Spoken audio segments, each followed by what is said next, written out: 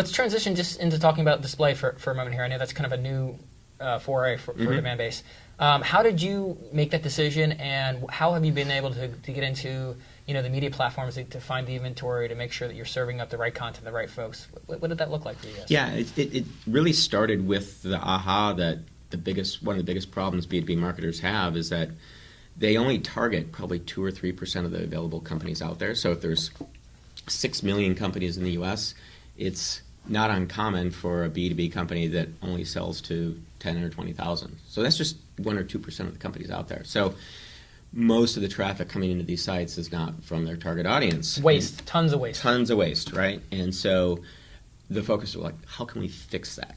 And so what we did is we took our proprietary data that we've built over the years where we can identify companies with a network IP address, and we started using available existing DSPs that have been built for mostly consumer internet technology, and that worked really well. We were generating some great results for customers, but it wasn't as good as it needed to be. We need to optimize spend around a company and a company's activity, the sales activity, and all the available kind of demand-side platforms were optimized around click-through rate. So we built our own. So it's from the ground up B2B demand-side platform that leverages our proprietary data.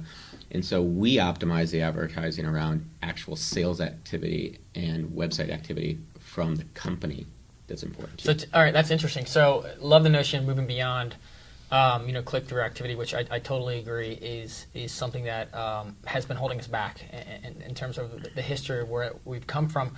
But how are you optimizing to sales activity? Because a lot of folks have barely even scratched the surface on attribution, let alone closing the loop. Because that's what you're alluding to when you're optimizing against a sale, right? Yeah. So how do you get there? Well, you've heard the stat around 60 or 70% of the sales activity happens on the website before even salespeople get engaged. Yep. So if you look at and monitor the website activity from a company, that's a great proxy for sales activity. And so because we're connected into our customer's website, we can take those signals from an account and have that feedback into the display ad. So for example, if you gave me 200 companies you wanted to sell to, we start serving ads to people at those companies across the web, and we monitor the engagement from those companies. And based off of the website. Yeah, signals. Engagement. Right. Okay. And so we start managing the spend to get companies that aren't engaged more engaged, and companies that are highly engaged, we kind of throttle that spend back.